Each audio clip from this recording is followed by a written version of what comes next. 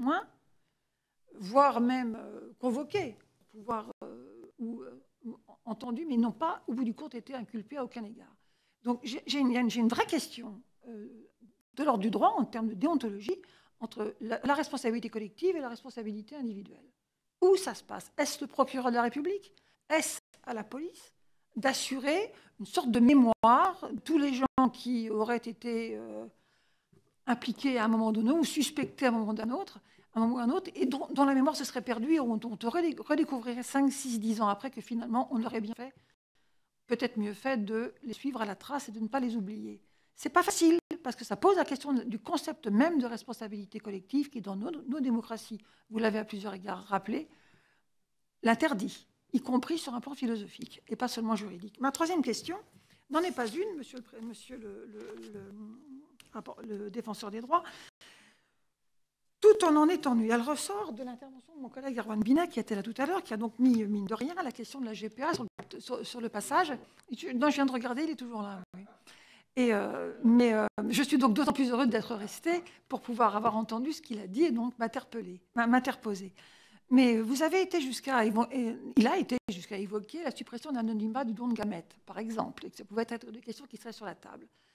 Nous touchons là une question essentielle, qui est le principe même du don par rapport à tout ce qui est biologique et qui est un des points essentiels de notre tradition nationale. Je n'ose pas dire notre droit parce que je ne suis pas juriste et que je ne le connais pas.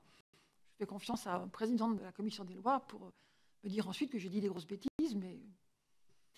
Donc j'ai une vraie question par rapport à ça, c'est qu'à partir du moment où on pose l'anonymat comme étant un fondamental du don, qui va également avec la gratuité, qui est aussi un autre fondamental du don en France, qui nous distingue peut-être d'autres pays, mais tant d'autres choses nous distinguent d'autres pays dans le monde, et nous nous en faisons gloire trop souvent, à mon sens, mais bien souvent, et il n'empêche que c'est le cas.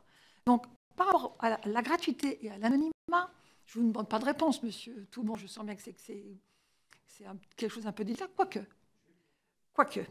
Mais je voudrais aller plus loin.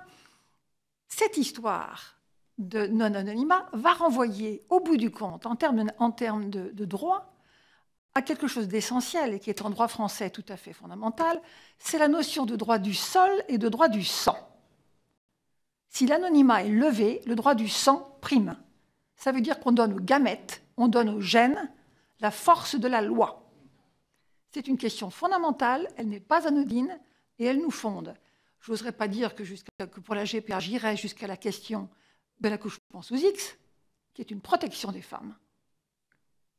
Si on lève l'anonymat du don de gamètes, du don d'organes et du don du sang, on rend les femmes coupables à vie de l'enfant qu'elles auront accouché, dont pour certaines d'entre elles, elles ne sont pas la mère génétique. Et elles ne seront pas la mère en droit. Dans nos états civils, si on suit cette pente-là, je rappelle qu'aujourd'hui dans le monde, et notamment dans beaucoup de pays, et je pense à ces grands pays d'Inde, de Russie ou même d'Amérique, où l'homme est le père d'un enfant qui aura été, au bout du compte, eu 3 mères. Celle qui aura donné les gamètes, celle qui l'aura porté et celle qui l'aura réceptionné. Je ne sais pas si j'ai vraiment envie d'aller dans ce monde-là.